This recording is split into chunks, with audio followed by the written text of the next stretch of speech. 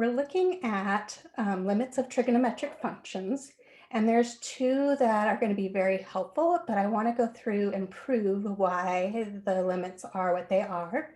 And in order to do that, we first have to kind of recall the squeeze or sandwich theorem, was I think what our book calls it. And so in front of you, you should see the screen that says squeeze theorem or sandwich theorem. Suppose that x for all x on the interval a, b, except possibly at x equals c, we have that our function f of x is less than or equal to a function h of x, which is less than or equal to g of x, and that the limit as x approaches c of f of x is equal to the limit as x approaches c of g of x, which are both L. For some a, which is less than or equal to c, is less than or equal to b, then we can say that that limit of the function that's in between, sandwiched in between, is also going to L. And so this is pictorially what's going on with that limit. So the first important trigonometric limit that we want to look at is this limit as theta goes to 0 of sine theta over theta equals 1. So there's a couple things that we have to remember from I can't even say it now. Trigonometry.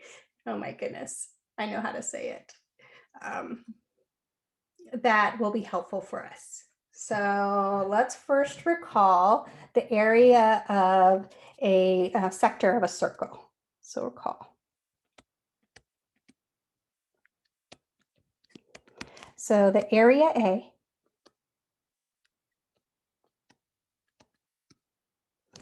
of a sector of a circle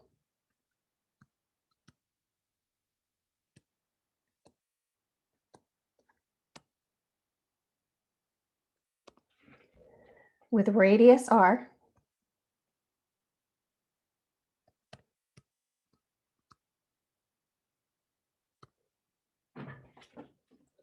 and the central angle theta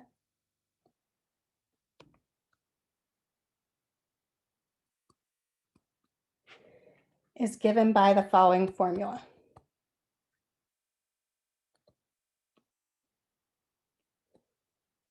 So the area is equal to 1/2 r squared times theta, where theta is in radians.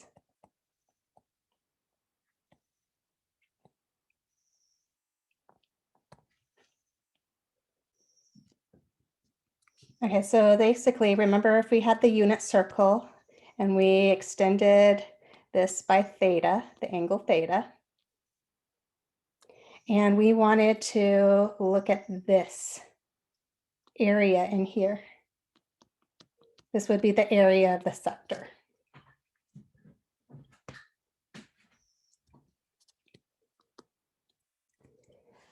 Okay, so let's look at this. Let's say that we wanted to look at the triangle where our radius is 1 on the unit circle.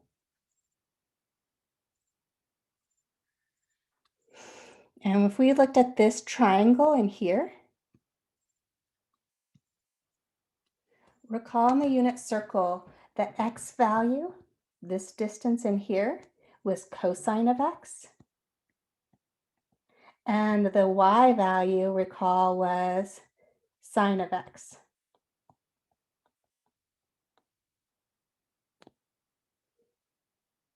So I want to look at that, but notice that that in here, this area of this triangle, notice that that is smaller than if I looked at the area of the sector.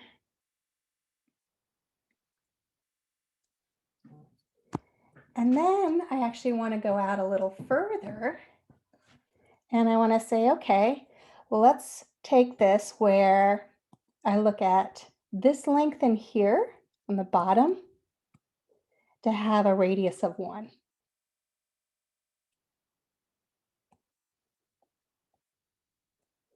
So again, this is the same angle of theta, right?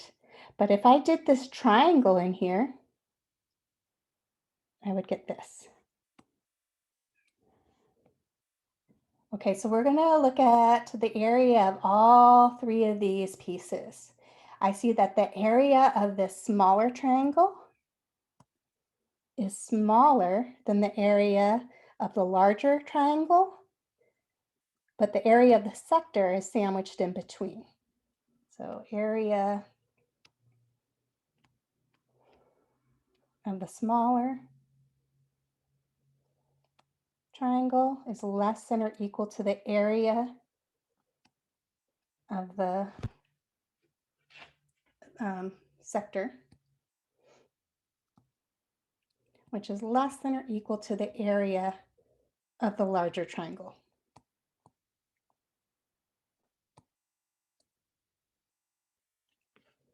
Okay, so let's look at the area of the smaller triangle. So recall area of a triangle is 1/2 times base times height.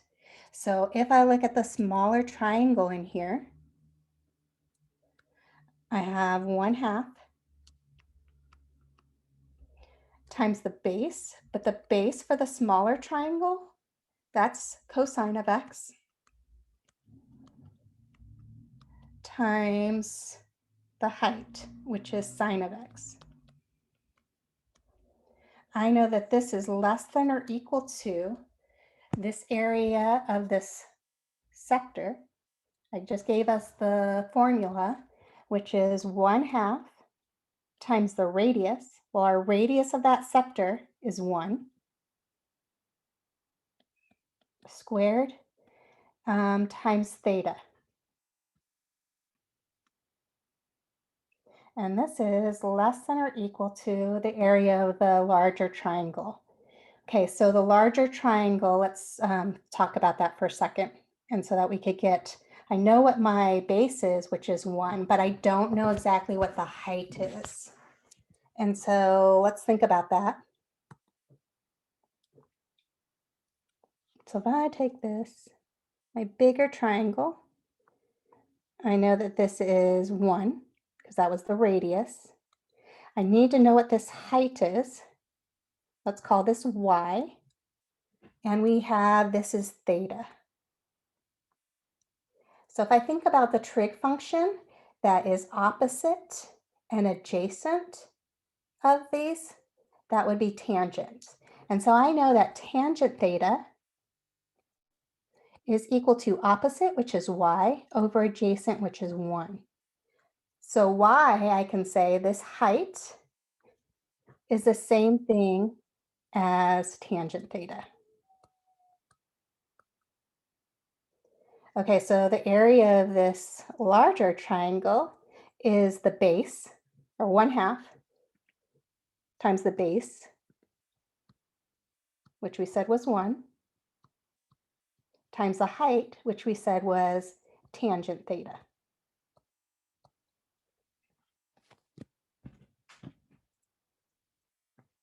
Okay, so we have an inequality. We could actually clear the 1/2 by multiplying by a positive number. That doesn't change the sign of our inequality. So let's just multiply everything through by 2 in here so that we can clear our fractions.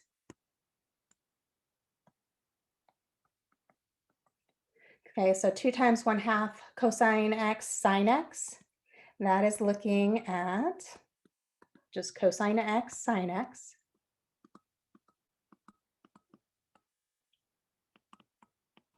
Is less than, well, the 2 is going to clear, 1 squared is 1 times theta. So this is just going to leave us with theta, which is less than or equal to tan theta.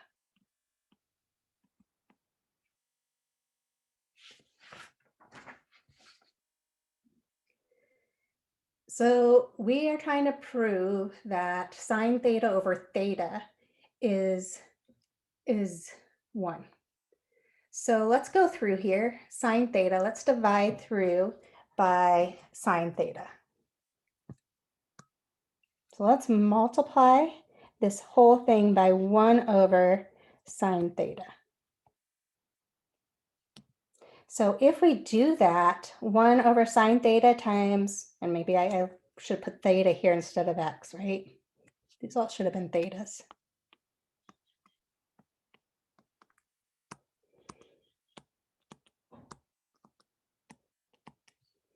So sine theta is going to cancel in here, and that's going to leave us with cosine theta. This is less than theta over sine theta, which is less than or equal to. Recall tangent theta is the same thing as cosine theta, or sorry, sine theta over cosine theta. So when we distribute this 1 over sine theta to this sine theta over cosine theta, the sine thetas cancel, and that just leaves us with cosine theta here.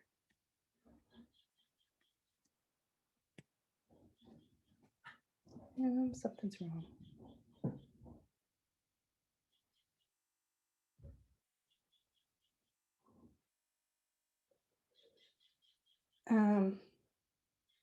Sorry, that's not right?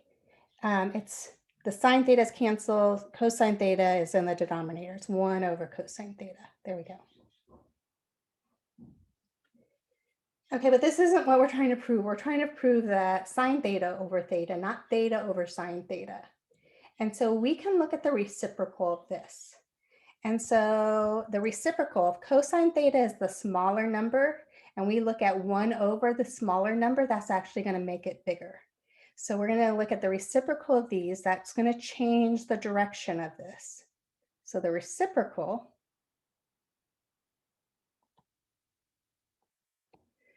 well, that would give me 1 over cosine theta. This is now going to be bigger than or equal to sine theta over theta, which is bigger than or equal to cosine theta.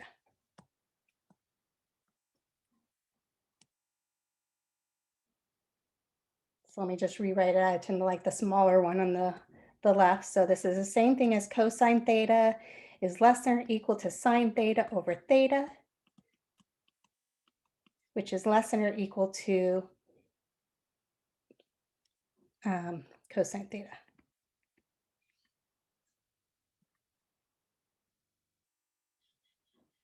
One over cosine theta.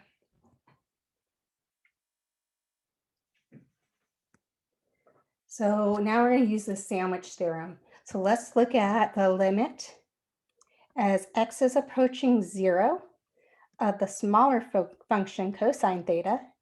So let's just do direct substitution. We can do that. So this is cosine of 0, and recall cosine of 0 is 1. Look at the limit of the biggest function as x goes to 0 of 1 over cosine theta. Well, this is 1 over cosine of 0. Again, cosine of 0 is 1, so we have 1 over 1, which is 1. So by the sandwich theorem,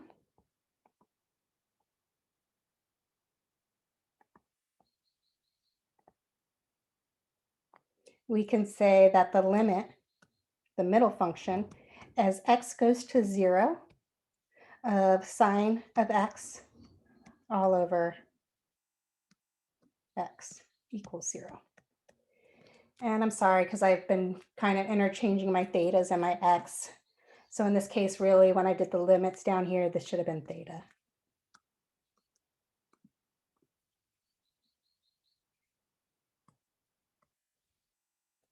And I just said that it was equal to 0, right?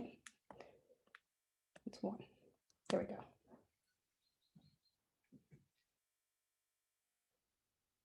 Okay, so there's the proof of why we can say the limit as x approaches 0 of sine x over x is 1. If you had done just direct substitution, it didn't tell us anything. Because if we look at this, the limit as x goes to 0 of sine of x over x,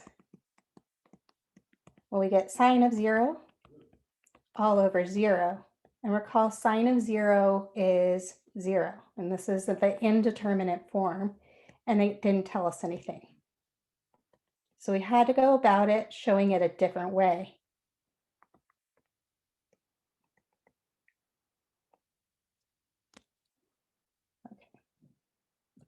So that's the proof of the one that I had given you. And there's another one that's helpful to look at. So looking at the other one, let's change it and start a new video for that one.